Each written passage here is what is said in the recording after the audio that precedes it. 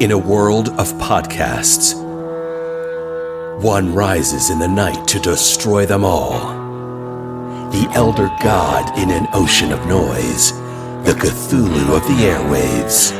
This is Spoiler Country.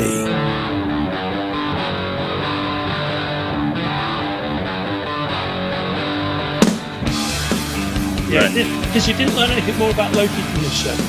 You know, his direction. You get to see him being Loki, which is always great, right? And it's fun, but it just did not exercise any real power over me. And Kenric, something I wanted to mention, and I haven't seen yours and Johnny's. Listened to yours and Johnny's episode about this. So I based on YouTube. On YouTube right now. Spoiler Country, folks, check it out. Excellent analysis of the Black Widow by Regan and Horsley, which I haven't seen, but no doubt it's brilliant. But yeah, we did that one too. but that's what I'm about to talk about. So I watched the final episode of Loki, and then yesterday, I went to see Black Widow, and I walked into Black Widow with the least amount of expectation I've ever had from any Marvel movie ever, because I would start to think, oh man, this is a busted flush. They've got to the point where they've crafted these epic 22 movies and had this amazing finale. Yeah. And they just can't keep up the pace. It's like, man, we've shot our bolt now, which is what I'm still, I guess, my concern on a macro level would be, you know, once you do the whole Thanos story, are they going to make the Kang stories compelling? I don't know. But, you know, I have faith in these guys. I think they're very good. Yeah. So I walked into Black Widow thinking, oh, man, 2 hours of this, I'm not even sure. Oh, well, hey-ho, I'll watch it. And I actually really loved it. I really enjoyed everything about it. Yeah, I thought it was great. And I remember walking out and saying to my mate, "Fucking hell, that massively exceeded my expectations." I found it's literally Marvel do a James Bond film with a female James Bond, right? Yeah. And there was so many things about it that worked. By the way, Rachel Weisz is in amazing fucking shape. I know. I can see why they cast her. She's aged so well. It felt like it was 1999 again. Yeah. I mean, there's ostensibly, even when she hasn't got the aging makeup on, there's no real difference between her now and the way she was in those flicks that made her famous. You know, like she was in the original Mummy movies 20 years ago. It's fucking amazing. I love it. I will watch anything. I thought they were all good.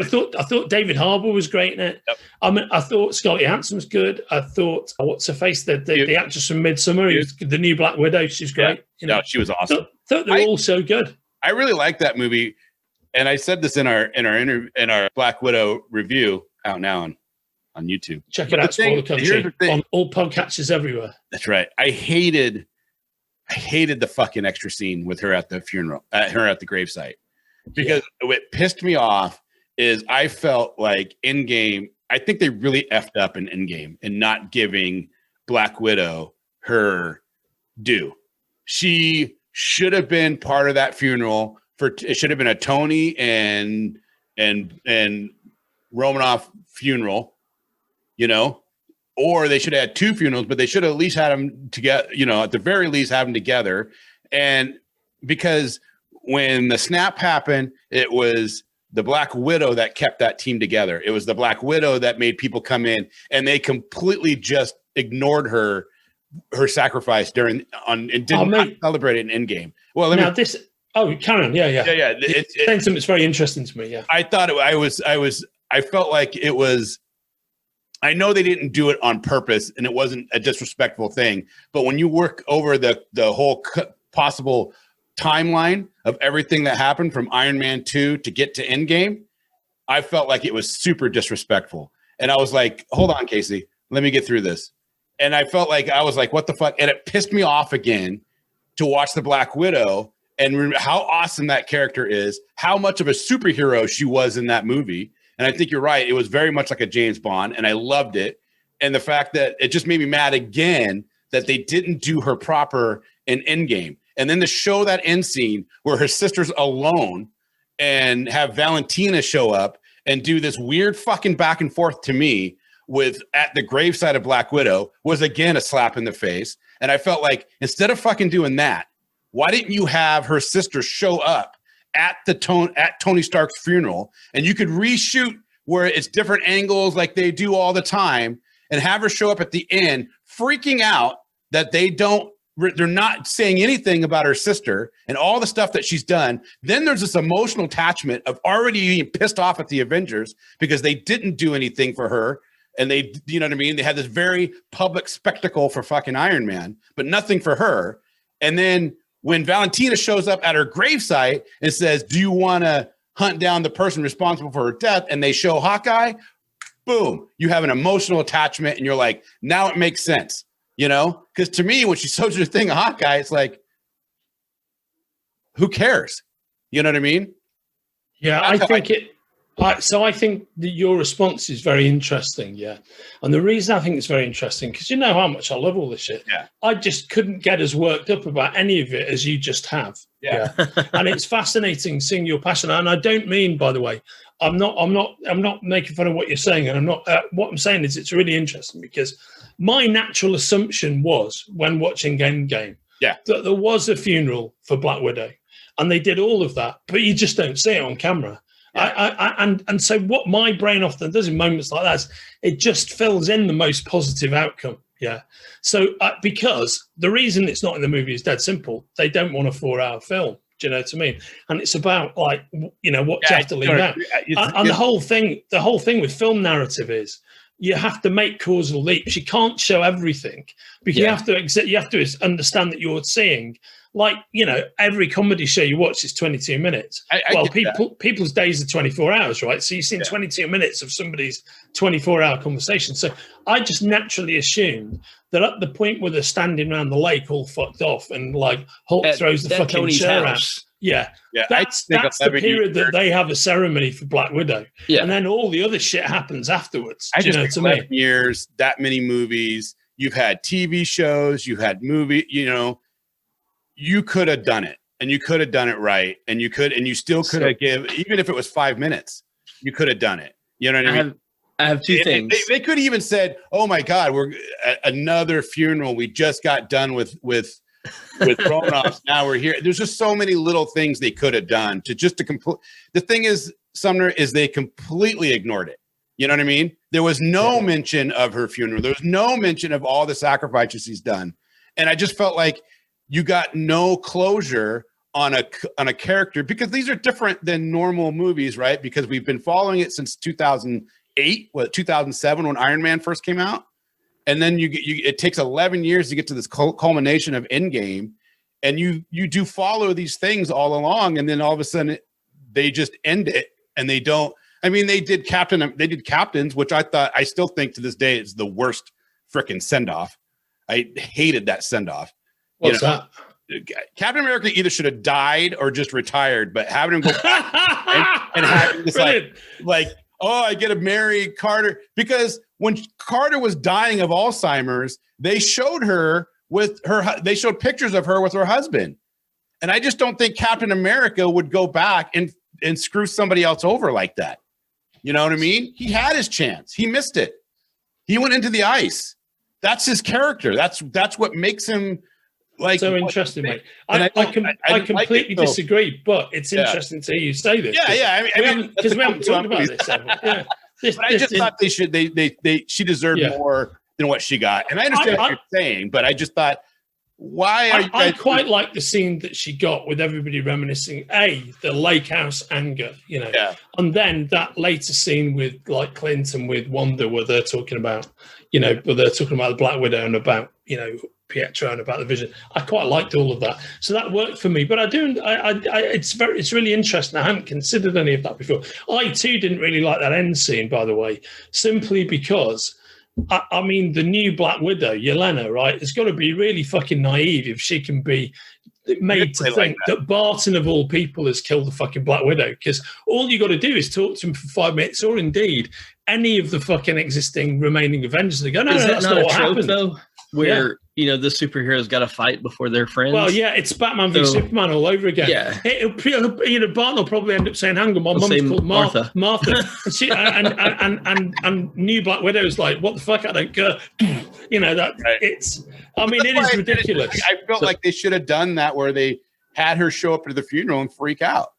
Well, not to belabor the point, but two things. So at the funeral, like I hear a lot of people that's a constant complaint about Endgame. Yeah. And it's one of those things that's like, it's not an equivalent to like, why didn't they give the Wookiee a medal? Like they're literally at his fucking house, at Tony's house, having a funeral for Tony. So you could imagine that, you know, wherever the hell Wanda lives, she seems like a condo person. They would have a similar like get together and go like, you know, hey, you know, let's celebrate Wanda. We didn't fucking know her, but she was cool. And then going back even further, you were talking about why she got the shaft on so many things, because Ike Perlmutter, however you say his name, is a fucking dickhead. That's why. Ooh. Ike Perlmutter is a horrible person. And he is the guy that didn't want to do Black Panther. He's the guy that did not think that a female lead could work for a film until they kicked his ass out of the decision-making process. And then what do you know? Captain Marvel comes and they do a really decent job. Oh, he was an executive. So yeah, fuck that guy. He's been the head of Marvel. He's been one of the reasons that Marvel has basically had to fight against his decision-making for any success they've had for the past, 25 years? Wow. He's constantly been somebody that has just, and I'm sure Andrew could add a lot more on this. He's constantly been somebody that's just kind of been a wrench in the cogs. Yeah, I mean, the thing is, he sucks. He's a terrible human being. He's incredibly right-wing. He's a friend of Trump's, you know, he's all of this. He's nutcase. An absolute nutcase, unpleasant to work with. Very billionaire skinflint, you know. Here's what he did that was good. He undoubtedly saved Marvel Comics. Yeah, there's no two ways about that. Oh yeah, if Marvel Comics wouldn't fucking exist if it wasn't for him. Because it was Chapter 11. Yeah, that's right. Yeah, because the other guy who's involved is an even bigger prick than him. Yeah, so all you've got to do if you want to, there's a whole book written about this, which is fascinating, right? And it's called Comic Wars, yeah? And if anybody's interested in the history, you know, the behind the velvet curtain history of the whole, like, Chapter 11 era of Marvel, there's a book called Comic Wars, Marvel's Battle for Survival, and it's written by Dan Raviv. And there's another book which I've recommended here before. It's called Marvel: The Untold Story by Sean Howe, which you guys might have read. That's the best piece of comics journalism ever, and that covers quite a lot of this off. So Marvel: The Untold Story by Sean Howe is a great book and a fascinating read about Marvel history. Really, really good. And there's just as much about the creative stuff as there is about the business side. Comic Wars, Marvel's Battle for Survival by Dan Raviv is all about the business side. And it's all about Perlmutter and also the guy that he was battling over. It's basically about two tycoons, like battling over the Marvel Comics empire. One of the great subtitles of this book, by the way, is Comic Wars, How Two Tycoons Battled Over the Marvel Comics Empire, Both Lost, right? Okay. So the thing is, in terms of the survival of Marvel, it's good that Ike Perlmutter won out over Ronald Perelman, who is an even worse Ronald Perelman is the guy who is basically running Marvel down while extracting maximum personal profit. He almost killed Marvel, yeah. And so Perlmutter, who's tied in with Avi Arad and those guys, he kept it alive, which is good. And the fact that he was able to get the comics empire going, that's also good. But he could never get out of that skinflint way in which he ran it. And then the big issue between him and Feige was he never wanted to spend the heavy money. Whereas the real blessing for Feige was once Marvel became part of Disney and he was embedded within that. Once Feige had earned the trust of the heavy people at Marvel at Disney, he was then able to go, look, guys, you know, we can make X much more and build it up to this, but we have to spend Y more before we do that. And you know, Ronald and Perlmutter's only let me spend like S more. Yeah, it's got to be this, and that's why all of that happened, and that's why ultimately Perlmutter was sidelined. Yeah, and he stayed in charge of TV for a while, and now he's not in charge of that either. He's still in charge of Marvel as an entity, of course. I mean, he's not. He's actually really what he is a Disney shareholder now, right? But yeah, but everything else you've said beyond that point, that's all true, and he has been undoubtedly like he was a thorn in Feige's side for a long time, and that's the reason why Feige didn't do a lot of things. And you touched upon two of them, Black Panther and Black Widow, much earlier on. He just couldn't do it. He wanted to. But if it was up to Perlmutter, you wouldn't have seen Tony Stark in like Spider-Man. That was the point at which Spider-Man Homecoming was Civil War was actually the point at which it all went kind of tits up with the Perlmutter relationship, because a lot of the heavy money that was spent on that film, putting Spider-Man in it, putting Iron Man at the forefront, all of that stuff. Perlmutter didn't want to do any of that stuff, because you've got to remember it's a Captain America movie. It's really an Avengers movie, but it's actually a Captain America flick. Yeah. And bringing RDJ into it and bringing Spider-Man into it was something that, you know, the whole order of things changed then. But now, of course, Feige gets to do it all his way. And he doesn't have to work with the brains trust at Marvel Comics either. Because the other thing that was set up for all the films roundabout up to Civil War, everything they did prior to that, and originally this was considered to be a very good thing, it had to be vetted by this brains trust of Marvel creators, right? Which included people like... man, suddenly, as I'm saying this, the name of all the fucking Marvel creators has dropped out of my head. You know, but fuck, the guy who's Bendis, it included Bendis and people like that, and the editor-in-chief of Marvel, all those guys. And that, to fans, that sounded like a brilliant thing at first, because people were so used to producers fucking up the real estate. But over time, I think having to run all the scripts past that team of people kind of became a thorn in Feige's side. And the thing about Feige is he knows his Marvels as much as anybody else.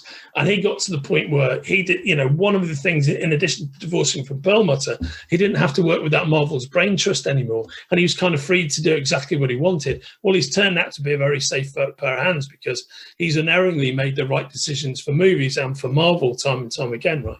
So, yeah, so you're absolutely right. The reason we haven't seen a lot of this stuff until now is because of those earlier restrictions. But on the other hand, you got to take the rough with the smooth. If Perelman had won all of that Chapter 11 stuff rather than Perlmutter, Marvel might not even exist now. Do you know what I mean? Oh, wow. Okay. So you know. That'd be weird. Yeah. Or might be owned by Time Warner or whatever. You know, there's a million and one worse things that could have happened. It's the thing that's most infuriating, though, is it's like he let his own personal politics get in the way of what should have been and what could have been a really great story. Yeah. But here's the thing, right? It's like with everything in life. I personally don't think there's a lot of percentage in thinking that particular way, because that was the obstacle. The obstacle has been overcome. Those stories you're talking about are going to get told. All we're talking about is the timeline in which they're being told. Yeah, they haven't happened yet, but they're going to happen. You know, and the thing is, there's a massive amount of ignorance about the way creative companies are run outside of those creative companies. So if you've never worked in publishing or you've never worked in the entertainment media, the way fans understand it to work and be motivated is completely different from the way it really works. You know, and that in itself is a whole fucking 2-hour conversation. Do you know what I mean? And I quite so often see people commenting upon what's going on at Marvel through this prism of like, it's fans speculating. And the problem is, if you haven't done any of that shit for a living, you've speculated about, there's whole elements of it that you're not considering. You know, just the contractual side of the way that creative contracts work and the way IP ownership works, that influences so many decisions that get made. And I don't even ever see people name checking it half of the time. You know, and it's so fucking complicated. Yeah. You know, the easy bit is the creative bit. Person has idea. Person wants to execute idea, wants X, Y, Z to script it, wants ABC to star in it. That's the pure and simple part of it. But actually, the difficult bit is everything that exists around that, which is the same corporate bullshit that exists everywhere else. Do you know what I mean? And also, you know, here's the problem with Marvel. It's the same problem as you get with DC, is you're talking about a bunch of IPs, intellectual properties, that are not owned by the creator. They're owned by the people who commissioned the work. And that's very unusual. It doesn't really exist anywhere else in the creative space. You know, if you're a novelist and you write a book and gets adapted into a film and a TV show, you're getting the checks and you still own your character until the copyright runs out, right? So many of these characters, that's of course why you get your Ed Brubaker's. There's this time at Coalface doing scripting 10 years of Captain America. And now he doesn't do any work at all for Marvel and DC. He works completely for himself, right?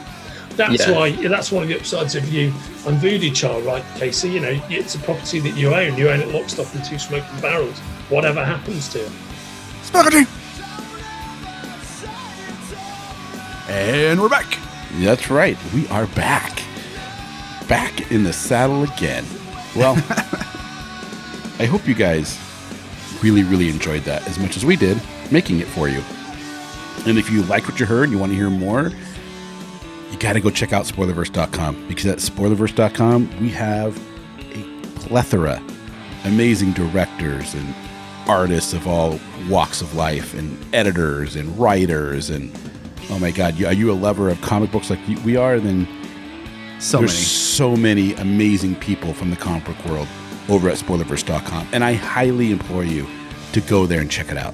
Yeah, and while you're there, you can check out all the other podcasts on our network, like Bridges and Geekdoms and Funny Book Forensics and Haphazard Adventures and Nerds from the Crypt and so many more. Misery we put out Point Radio. episodes all the time. Go check all of them out. And check out all of the reviews and previews and articles we have going up every single day for you. Every day on spoilerverse.com for you to check out and to read and to love and to like and to comment. We have a store link. You want to help support the site? You can do it two ways. One, go to our Patreon, which is patreon.com/spoilercountry. Or go to our store link in the middle of the site there and get a t-shirt, a face mask, a hoodie, something, look fly as hell, and help support the site when you do that, because we get $1 or $2. And, you know, maybe you want to talk to us. If you do, you can do it obviously on all the socials, but if you go to scpod.us/Discord, you can join our public Discord server and come chat with us all day long. I couldn't say it better myself, dude. There you go. You just mouthed out a ton of information at once. And really, I hope you guys enjoy what you're hearing, because we're working our butts off to bring it to you. We are. I guess there's only one left thing. Yeah, I'm going to go with it. There's only one thing left to do. What's that? In oceans of podcasts, We are Cthulhu. as Cthulhu compels you to Spaghetti. Open the mind. and read more. Spaghetti. Do you listen to podcasts that sound like this? Hey, welcome back to the Super OK Podcast, where our audio sounds mediocre. Or do you prefer podcasts that sound more like this? Crisp, clear, fun, easy to listen to, and full of awesomeness? Well, then you should check out Spoiler Country, hosted exclusively over at spoilerverse.com.